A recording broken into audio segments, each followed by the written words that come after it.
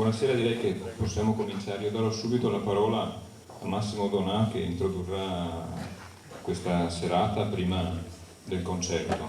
Quando l'abbiamo pensata un paio di settimane fa, naturalmente immaginavamo che oggi, a un mese dagli attentati e dalla tragedia dell'11 settembre scorso, ci sarebbero state molte iniziative sul tema.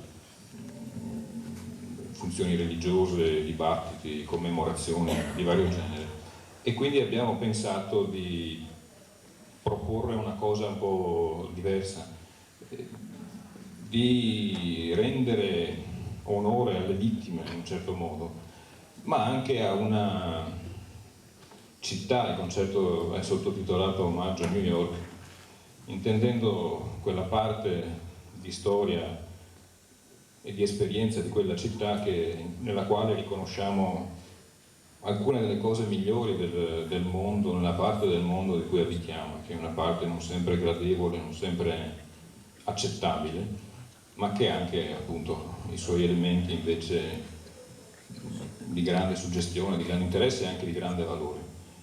E ovviamente ognuno New York se la apprezza e se la immagina anche come meglio gli pare. Alcuni se la immaginano anche come il luogo un po' in parte metaforico, in parte concretamente realizzatosi dell'incontro fra tante culture, fra tanti percorsi, e così un po' anche per tutta l'America, no? C'è l'America di John Wayne, c'è l'America di Al Cenero, c'è l'America di Louis Armstrong, l'America di Bob Dylan, l'America, insomma, e poi di tutti quei poveri disgraziati morti come sono morti e che, come si sa, appartenevano a circa 60 nazionalità diverse o a 60 origini nazionali diverse. E quindi pensavamo che un modo bello, ma addolorato naturalmente, ma anche capace di mettere uno sguardo un po' diverso dentro questa tragedia, fosse quello di dedicare un concerto rappresentando e interpretando, come saprà fare il quintetto di questa sera, quella che è un po' la sinfonia di New York, insomma, la Rapsodia in blu di Gershwin. E in chiave jazz, come fanno loro, appunto, altra musica che parla di un'America particolare che credo più di altre ci appartiene, se è vero che, come diceva Wenders, gli americani ci hanno colonizzato l'inconscio dopo che noi abbiamo colonizzato l'America, ben si intende. È anche vero che questa consapevolezza ci consente di scegliere tra le cose che abbiamo dentro, quelle da preferire e quelle da valorizzare. E questa è appunto la parte che noi vogliamo valorizzare questa sera. Abbiamo chiesto a Massimo di introdurre una riflessione, di svolgere una riflessione. Lui dirà, non c'è un dibattito dopo naturalmente, c'è il concerto subito dopo. Intanto approfittando della sua versatilità, lui fra poi suonerà e prima parlerà, essendo un valente, ancorché giovane, filosofo e anche un valente musicista. E quindi, essendo egli una risorsa della nostra città, abbiamo pensato di metterlo al lavoro, a fare il doppio lavoro come si fa nel nord-est. Naturalmente credo che nella sua riflessione, come in tutti noi, anche se oggi è il primo anniversario di quella strage, siamo a un mese da quella strage, siamo anche consapevoli che da alcuni giorni è cominciata una guerra che ha già molte vittime, che fa già molte vittime e che ha, diciamo, aperto una fase ulteriormente nuova della situazione storico e politica in cui siamo, e anche probabilmente della dimensione psicologico-emotiva in cui stiamo. E quindi è evidente che se in questa serata, che vuole comunque essere una serata anche appunto musicale, se c'è in questa serata anche una parte di commemorazione, di dolore, di lutto, è evidente che accomuna anche le nuove vittime, le vittime ulteriori della guerra che è incominciata. Io concludo subito, solo un altro avviso: verso fine mese, mi pare il 29, noi terremo un altro incontro tipo questo, di tipo teatrale, al Teatro del Parco della Vissuola questa volta, Mario Spallino, che è un giovane ma affermato attore, forse qualcuno avrà visto la sua pièce su Francesco d'Assisi e altre cose che ha interpretato negli anni scorsi, che hanno avuto una notevole fortuna. Interpreterà un monologo che si intitola Camille va alla guerra, costruito su testi di reporter di guerra e in particolare su reportage che raccontano proprio dell'Afghanistan e comunque di quella zona del mondo, dei suoi conflitti, in particolare della condizione delle donne sotto il regime talebano in questo caso, e comunque del dramma della guerra lì come è stato vissuto in questi ultimi 20 anni più o meno. E durante la serata è organizzata, lì si pagherà, è organizzata per Emergency e insieme a Emergency. Durante la sera avremo anche un collegamento via satellite per telefono con Gino Strada, che come sapete è lì anche in questi giorni. Ci racconterà cosa succede, qual è il progetto che noi siamo chiamati a sostenere in questo caso. Gino Strada, sapete, come ha detto il Presidente del Consiglio in Parlamento, quel medico integerrimo dalle idee confuse, preferendo evidentemente lui persone, non so, come Previti, che hanno le idee chiare, che è il contrario delle idee confuse, e che sono il contrario delle persone integerrime. Buonasera Massimo.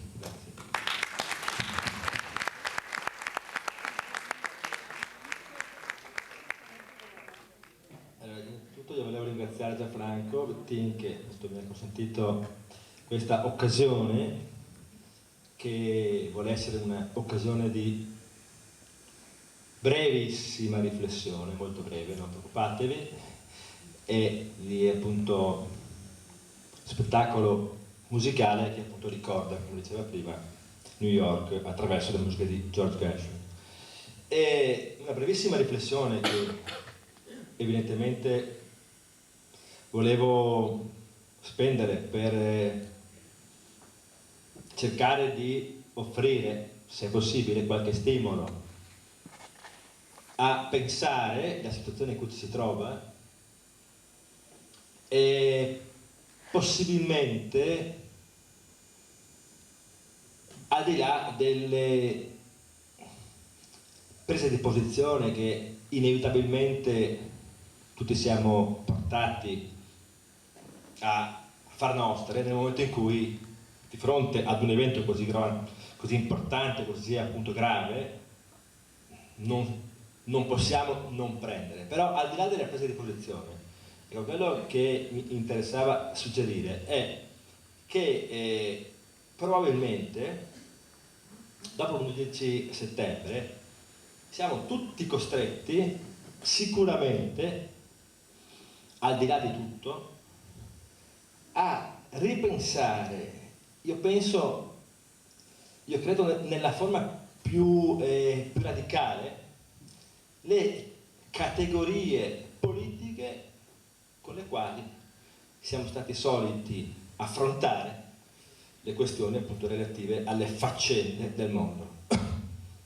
Perché dico questo? Perché forse non si è fatta, mi sembra di poter dire, sufficiente attenzione, non si è prestata sufficiente attenzione ad una cosa, cioè alla forma della guerra, tra virgolette, della provocazione che pare sia provenuta da parte di Bin Laden, comunque della rete terroristica. Ecco, si sono dette molte cose, ma mi sembra che una cosa vada pensata, non dico più delle altre, ma sicuramente con molta attenzione, cioè la forma di questa guerra che ci viene proposta, tra virgolette, perché io credo che nella forma terroristica si annidi qualcosa che parla di una situazione che per l'Occidente, per quanto queste categorie poi semplificatorie possano valere, comunque che per l'Occidente è davvero difficile comprendere e quindi svolgere proprio. E qual è questa forma così specifica e per noi paradossale? La forma della guerra terroristica, della provocazione terroristica, implica sicuramente una cosa, penso che su questo ci sia poco da discutere, implica che, diciamo, sia se non altro difficile, per non dire impossibile, individuare, determinare il nemico secondo le categorie di Carl Schmitt, per esempio, no? Se è vero che la guerra, che la politica, di cui la guerra sarebbe una prosecuzione, si fonda sull'opposizione amico-nemico, ecco, il nemico, in questo caso, o supposto tale, si presenta in una forma che non consente di individuarlo, di determinarlo come qualcosa o qualcuno che sta in uno spazio determinato, che sta di contro a noi, come in tutte le guerre classiche, no? Cioè dove il nemico era comunque, se ci pensiamo anche nelle guerre mondiali, sempre in qualche misura determinabile. Era, per dirla in termini un po' così, filosofici, era un positivo riconoscibile. In questo caso la forma del cosiddetto nemico, diciamo così, è una forma che io chiamerei negativa. È una forma negativa perché, appunto, come ormai si sa, questo cosiddetto nemico sta dappertutto, non è in uno spazio, sta in mezzo a noi, sta in noi, sta dappertutto, sta nelle nostre cosiddette nostre terre, nelle nostre nazioni, e la sua caratteristica, il suo modo di presentarsi è appunto quello della imprevedibilità, della irruzione, quindi imprevista, quella della, come dire, capacità straordinaria di metamorfosi. Quindi di fronte ad una forma del nemico di questo genere è inevitabile che le forme con cui l'Occidente sa rispondere al cosiddetto nemico alla fine finiscono per essere, dico, quasi ineluttabilmente perdenti, perché le forme di guerra che noi conosciamo sono forme che sono costrette a dare, come dire, positività a questo nemico. Non a caso in questo frangente si è scelto di colpire quei luoghi, quegli spazi che vengono ritenuti appunto centri della organizzazione terroristica, o comunque alcuni dei centri più o meno importanti. Ecco, si è scelta questa via, ma al di là dell'essere, ecco, volevo dire, al di là dell'essere d'accordo o meno sulla scelta di, come dire, rispondere con la guerra, sulla quale si può discutere, prima di tutto, secondo me, bisogna prendere coscienza del fatto che questo tipo di risposta è pressoché inevitabilmente perdente, appunto perché si contrappone al nemico come se il nemico fosse lì o qui o altrove. Il nemico non ha un luogo. E quindi il compito, e questo volevo suggerire, che il compito per tutti noi è quello di veramente rifondare le categorie con cui siamo soliti pensare il politico. D'altro canto, ecco, ultima cosa, poi chiudo ovviamente, si tenga presente che non è secondario il fatto che questa forma del nemico, una forma negativa, che non si fa localizzare, è la forma perfetta e più coerente per una prospettiva all'interno della quale politica e teologia, religione sono la stessa cosa. E non è il caso ovviamente di discutere sulla pretestuosità di questa unione del messaggio di Bin Laden, ecco. Poi ci siano altri motivi, non ha nessuna importanza. Ciò che sta muovendo questo fenomeno adesso, al di là della, ripeto, come dire, autenticità di questo messaggio, ma questo messaggio, quello che sta passando, che sta muovendo masse di persone sempre di più, è un messaggio che pone l'identità di politica e teologia. È una concezione teocratica. E guardate che non è un caso che la forma di guerra fatta proprio da questa prospettiva è la forma terroristica, cioè una forma negativa. Perché laddove l'azione, qualsiasi azione politica, venga intesa come originatasi da una causa divina, per essere coerente con la propria provenienza non può che avere questa forma, perché se l'azione è mossa dall'assoluto, da Dio, questa azione, per farsi icona adeguata della propria causa, non può che essere assolutamente negativa. Deve il più possibile, dico, rifuggire qualsiasi tipo di determinazione positiva, per essere appunto vera icona di quel Dio che per definizione è irrappresentabile, incomprensibile, inafferrabile, come hanno detto tutta la grande tradizione, come ha compreso tutta la grande tradizione della teologia apofatica, cioè negativa. Il divino è questo, è l'impossibilità, è l'irrappresentabile, l'impossibilità a dirsi, a rappresentarsi. Come dovrà essere quindi l'azione che si muove nel nome di questo Dio? Per essere coerente fino in fondo non potrà che essere un'azione che assume le sembianze il più possibile della irrappresentabilità, indeterminabilità, e cioè la forma terroristica. Cioè, come dire, la forma terroristica è l'azione perfetta di una prospettiva teocratica.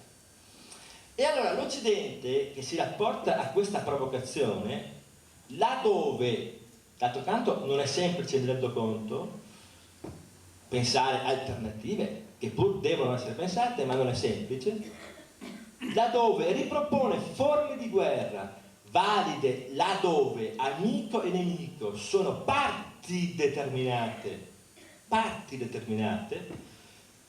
questa forma non potrà che risultare, non vorrei essere troppo apocalittico, ma perdente, secondo me, perché c'è proprio una struttura della cosa che dovrebbe costringerci davvero a pensare, riflettere, non tanto se sia giusto così fare la guerra o non fare la guerra perché ci piace, perché non ci piace, perché siamo pacifisti, perché non siamo pacifisti, non è questo il punto. Il punto è capire se questo tipo di azione serve allo scopo, può servire allo scopo, questo è il punto. La sfida che dobbiamo tutti far nostra, quindi, è una sfida straordinaria, qui veramente si tratta di un qualcosa di assolutamente nuovo, perché le categorie che abbiamo a nostra disposizione, categorie di una civiltà secolarizzata, ma non da adesso, non riescono ancora, mi pare, a pensare una forma adeguata di risposta alla provocazione terroristica. Ecco, questa semplice riflessione per appunto cercare di indicare quella che mi sembra una delle urgenze più importanti oggi, ripeto, al di là delle pur inevitabili prese di posizione poi rispetto a decisioni specifiche concrete. Ecco. Però al di là di questo è forse opportuno pensare e riflettere anche a ciò che in tutto quello che sta accadendo si manifesta a livello di appunto indicazione categoriale, strutturale, per usare il linguaggio filosofico, ontologica di fondo. Tutto qua. Mi scuso per la lunghezza forse e ora passiamo alla voce. Grazie.